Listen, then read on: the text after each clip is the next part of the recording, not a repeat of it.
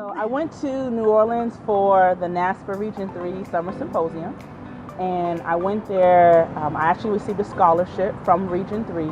It paid for my registration fees, and I actually do some volunteer service as part of that. So I was there to learn more about myself as a professional. I was there to learn more and receive more practical ways to actually help my students. And so I believe that I got both of those, right? As in terms of learning about myself as a professional, it was really important that I found ways to help me continue in not only my work as a graduate assistant for the Center for Student Diversity at William & Mary, but also as a now third-year doctoral student, right?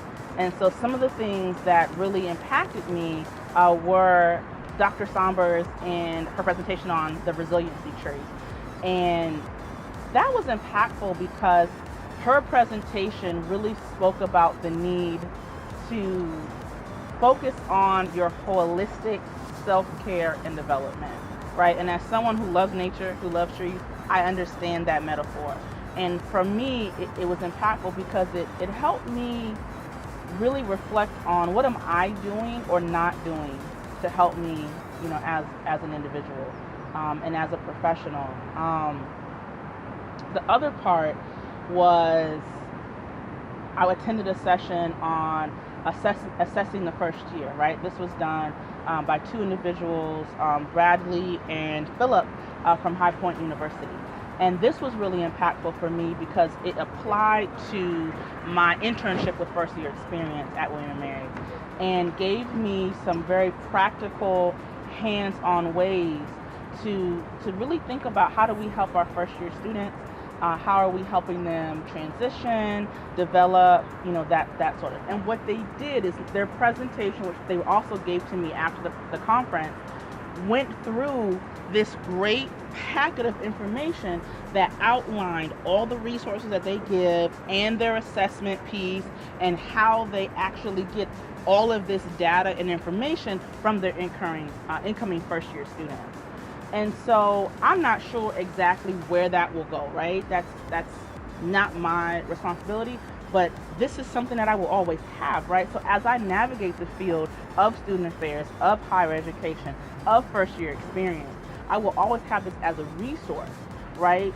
So that I can then say, well, you know what, maybe this would be a good model, right? To have and to help us and increase our first year, not only our first year retention, but also our first to second year persistence rate. What's interesting about that question, and people say, strengthening your commitment to student affairs, I think student affairs professionals or higher education professionals, we're already heavily committed, right? And we're probably, I would even assume on a daily basis, strengthening our commitment.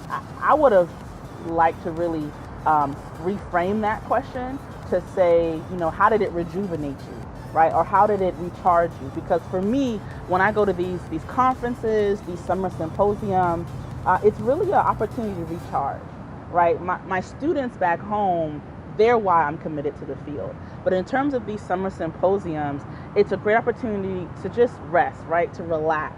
But on top of it, you get to meet such great people and you get to build these relationships. And, honestly, the educational sessions, those are actually pretty great too, right? Let me just be honest with that.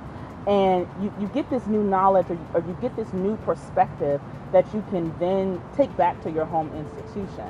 And that's really, I would say, why it's a rejuvenating, a recommitment, perhaps, to the field of student affairs and higher education. I would say for leaders, students who receive or don't receive the Naspa Region 3 Summer Symposium Scholarship, to make the most of the experience, I think there's a trend, thankfully, to do away with this idea of networking and really focus on relationship building or community building or community strengthening, whatever words you want to use.